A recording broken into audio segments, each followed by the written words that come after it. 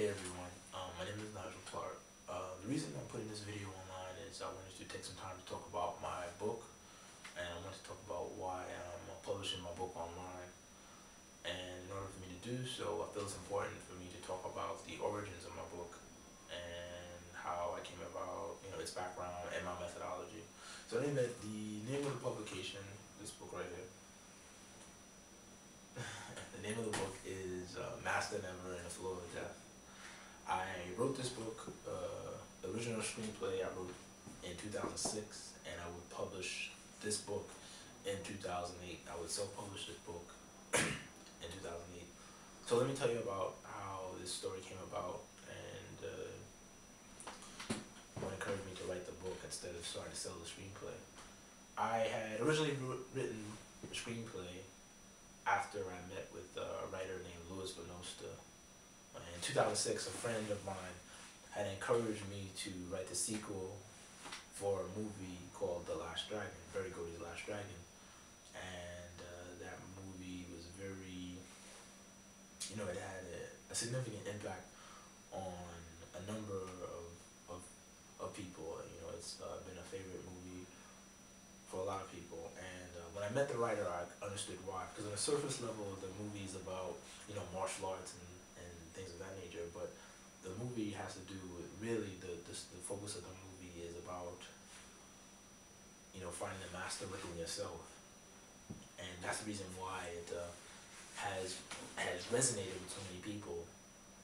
And this was in 2006. This was before any discussions about a remake had ever been discussed, anything about RZA or Chris Brown.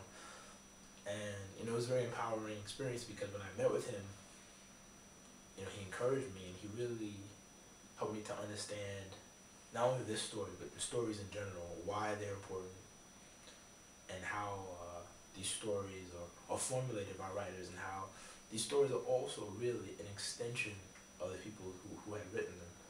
He related experience he had where he ran into the star of The Last Dragon, Timac, and he ran into Timac somewhere in Manhattan several years ago, and he said, look, it's because Timac had tried to write the sequel without him. And Timac had partnered with some writer, and he said to him, look, you're not really, I know you starred in this movie, but you're not Bruce Leroy. I'm Bruce Leroy. I'm the star. The story is an extension of my life. And so after I met with him, I went back to my place and I tried for several days, or maybe a week or so, to try to pen the sequel, but it didn't work. It didn't work because, I was trying to write his story. I was trying to write a sequel to something that was his story, and I knew then it was not going to be successful.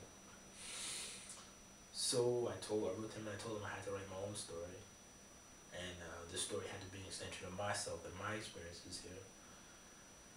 And he understood that, and so I started writing the screenplay in late 2006. I finished the first draft of the screenplay of MASTERNEVER and the Flow of Death in early 2007. So let me explain the book. You can see it there again, but it's upside down. But I had originally published this book in 2008, but let me tell you what the story is about. The story is about a young black man who lives in Chinatown. He is a martial arts master, and he has to add his style to a 2,000-year-old Chinese legacy. What makes this particularly difficult is that the legacy is protected by a document, and this document is forged or written in an undecipherable form of graffiti. And in order for him to add his style to this document, he has to find the person who's written it, and here in New York City. So he sets out on this quest, and this quest is a very difficult journey, and through this quest and this journey, he empowers himself, and he discovers who he is as a person, and he also realizes that what he has to add is actually valid and worthwhile. It's something that is worthy enough to be added to this legacy. Now, on the surface level, that's what the story is about: martial arts, an urban fantasy fiction story that takes place in New York City.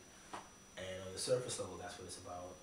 The main reason I wrote this story as a native New Yorker is I wrote the story to address the emotional and psychological needs of New York City post 9/11.